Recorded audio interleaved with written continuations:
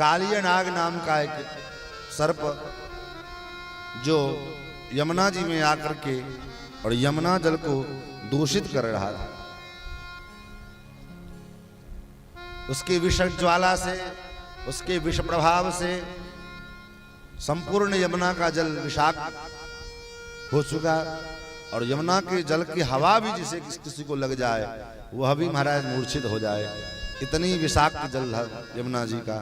भगवान ने देखा विलोक्य दूषिताम कृष्णाम कृष्ण कृष्णाहिना विभो तस्याम विशुद्धमन्विच्छन् सर्पम तमुदवाशयत्। महाराज भगवान ने कृष्णा को, कृष्णा अर्थात यमुना जी, यमुना जी को दूषित देखा। किसके द्वारा? बोले कृष्णाहिना अर्थात कालिय नाग के विष से यमुना जी संपूर्ण रूप से दूषित हो चुकी थी। तो भगवान ने देखा क्या करें। ठाकुर जी संपूर्ण समस्त बाल सखाओं को लेकर के और कंदुक क्रीड़ा के बहाने आए हैं और आकर के महाराज जानबूझ करके भगवान ने कंदुक में, गेंद में ऐसी लात मारी कि वो गेंद जाकर के यमुना जी में हृदय में गिर गई। अब सुदामा ने कहा कन्हैया तैने गेंद में लात मारी है, अब मैं नया वही गेंद चाहिए मुझे, ला करके दो। भगवान ने कहा भैया इस गेंद तो हृदय में जा करके गिर गई, अब मैं कहां से ला करके दूं नया गेंद, चलो घर में तुझे दूसरा गेंद दे देता हूं। सुदामा ने कहा नहीं नहीं मुझे तो वही गेंद चाहिए। भगवान ने कहा नहीं नहीं ऐसा तो कैसे हो सकता है, अरे उसमें कालिया नाग है। बोले मैं क्यों, ये सब कुछ नहीं जानता, मुझे तो गेंद चाहिए। भगवान ने कहा तो ठीक। भगवान एक कदम्ब के वृक्ष पर चढ़ गए और छलांग लगाई और क्षण भर में भगवान काले हृदय में पहुंचे हैं। और काले हृदय में पहुंच करके जब वहां पहुंचा कालिया नाग सो रहा था। नाग पत्नियों ने देखा, नाग पत्नियों ने कहा अरे बालक तू कौन है, क्यों अपने आप जानबूझ करके मृत्यु के सन्निकट आ गया है, तुझे पता नहीं ये काले हृदय है। और भगवान से शुक्र मना कि अभी कालिया नाग सो रहा है, इसलिए जल्दी से वापस चला जा, वरना मेरे पति की निद्रा खुल गई तुम्हारा जीना मुश्किल हो जाएगा। भगवान मुस्कुराए और भगवान ने कहा अरे जा जा, तेरे पति के 100 फन है उससे क्या हो, 1000 फन वाले शेष जी को तो मैं बिस्तर बना करके सो जाता हूं। निवास सैया सनपादुकांश को प्रधान वर्षा तपवारणाद भी। आचार्य कहते हैं शेष जी महाराज कितने सेवा करते हैं भगवान का। निवास, घर की आवश्यकता पड़ती है तो शेष जी महाराज घर बन जाते हैं। बिस्तर की आवश्यकता पड़े तो महाराज ठाकुर जी के बिस्तर बन जाते हैं शेष जी महाराज। और कैसा बिस्तर, तो दुनिया में कितना भी करोड़ों रुपया खर्च करके महाराज कोई वीआईपी से वीआईपी गद्दा खरीद करके लाओ, लेकिन उसमें एक बार घुस जाओ तो फिर जल्दी से उठता ऊपर नहीं उठता है, डल्लब का कोई गद्दा हो। लेकिन भगवान का गद्दा कैसा है कि ठाकुर जी इस पर सोते रहते हैं और शेष जी जब श्वास लेते हैं तो ऊपर नीचे चलते रहते हैं। तो निवास सैया आसन, सिंहासन की आवश्यकता पड़ती है तो शेष जी सिंहासन बनकर के ऊपर छत्र लगा करके बैठ जाते हैं। निवास सैया सनपादुकांश को प्रधान वर्षा तपवारणाद भी। वर्षा पड़ने लग जाए तो छत्र बन जाते हैं, गर्मी पड़ने लग जाए तो वहां छत्र का काम करके भगवान को सूर्य की रोशनी से सुरक्षित करते हैं। तो भगवान कहते हैं 1000 फन वाले शेष जी को तो मैं बिस्तर बना के सोता हूं, तेरा ये 100 फन वाला पति मेरा क्या बिगाड़े, उठाओ। और भगवान गए जाकर के सोते हुए कालिया नाग के पूंछ पर में एक लात लगाई, फनफना करके महाराज भगवान के ऊपर छूट पड़ा। भगवान को अपने पूंछ में लपेट लिया। भगवान ने अपने शरीर को बढ़ाया। जैसे शरीर को बढ़ाया तो काले नाग के शरीर की हड्डियां टूटने लगी। काले नाग ने छोड़ा और उसके बाद फन से जो है भगवान को डसने के लिए, काटने के लिए दौड़ा, और जो फन उठावे भगवान उछल करके उसी फन पर में कूद जाते। महाराज, जो फन उठाता है इतनी तीव्रता से भगवान उस कालिया नाग के फन पर में चरण प्रहार करते हैं कि एक तो ऊपर से भगवान के चरण प्रहार और भीतर महाराज उसके जो मणि है, मणि के बीच में जब उसके मस्तक का चमड़ा पड़ता है तो रक्त रंजित हुए। तच्चित्र तांडव विरुग्र फणात पत्रो रक्तम मुखैरडुवमन नृपभग्न गात्र स्मृत्वा चराचर गुरुम पुरुषम पुराणम नारायणम तमरणम मनसा जगाम।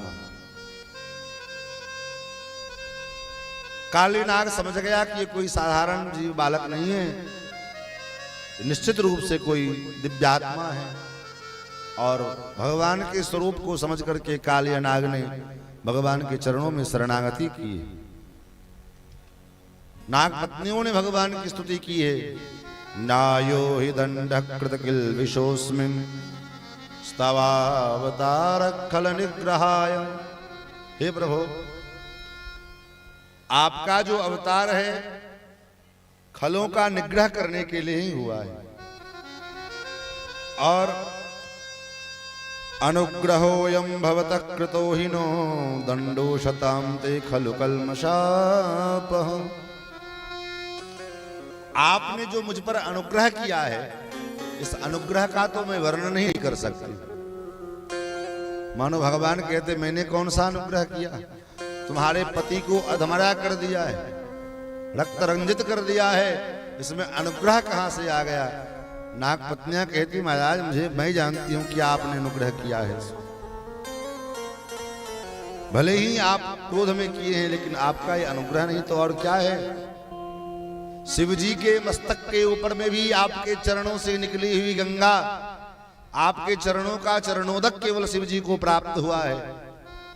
लेकिन आपने कितने कृपालु हैं, मेरे पति के मस्तक पर में आपने अपने दोनों चरणों को रखा है। इससे बड़ा अनुग्रह और क्या हो सकता है। भगवान ने कहा क्या वरदान चाहती हो। नाग पत्नियों ने कहा न नाक पृष्ठम न च पारमिष्ठम न च सर्वभौमं न रसाधिपत्य वांछन्ति यत्पादरज प्रपन्ना। न देवताओं का लोक चाहिए, न ब्रह्मलोक चाहिए, न सुरलोक चाहिए, न राजपद चाहिए। चाहती क्या हो, बोले बस आपके दिव्य चरणारविंद का रज चाहिए। वांछन्ति यत्पाद रज प्रपन्ना। जो प्रपन्न लोग, शरणागत जीव लोग, शरणागत भक्त लोग जो आपके चरण रज को प्राप्त करना चाहते हैं, वही चरण रज मैं भी प्राप्त करना चाहती हूं महाराज। इसलिए बस आप अपना चरण रज प्रदान करें। भगवान ने कहा फिर भी कुछ मांगो। तो नाग पत्नियों ने कहा प्रभु स्त्रियों के लिए सबसे बड़ा धन उसका पति होता है, उसका स्वभाव होता है। इसलिए प्रभु हे नाथ स्त्रीणाम न साधु सोच, मेरे पति के प्राण को छोड़ दो। इस प्रकार से जब नाग पत्नियों ने स्तुति किया है, इधर कालिया नाग भी मूर्छित पड़ा हुआ है।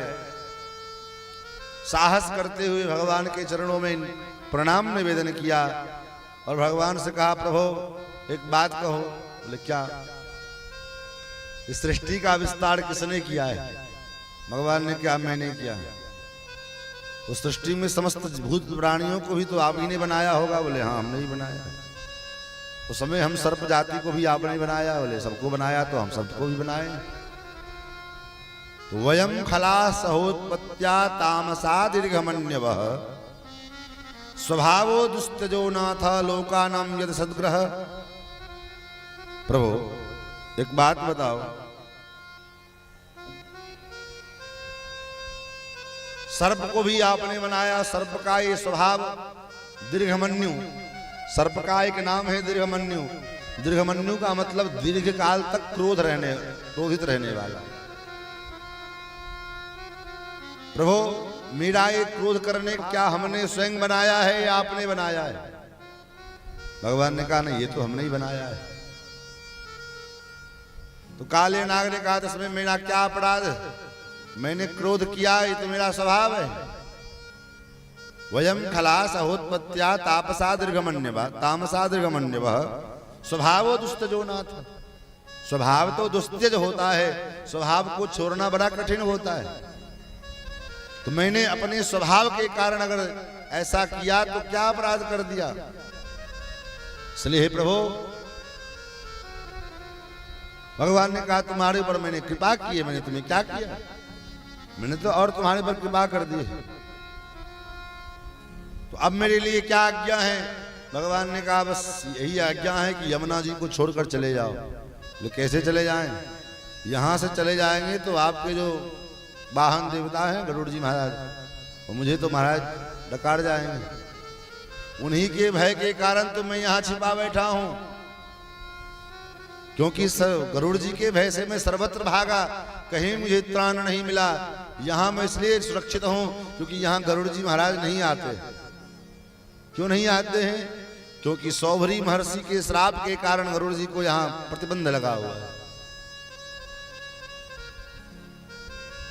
और इसलिए मैं यहां सुरक्षित हूं।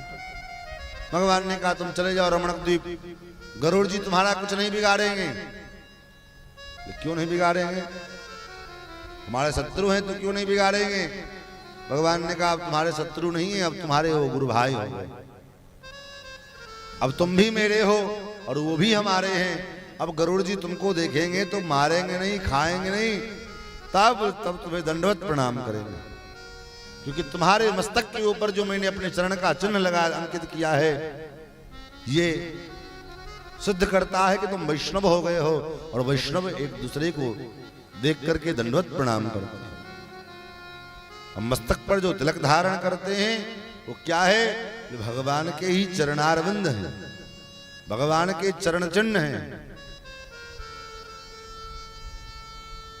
भगवान ने काले नाग से कहा, काले नाग ने कहा ठीक है प्रभु। काले नाग यमुना जी के हृदय को छोड़ करके और रमणक द्वीप गए।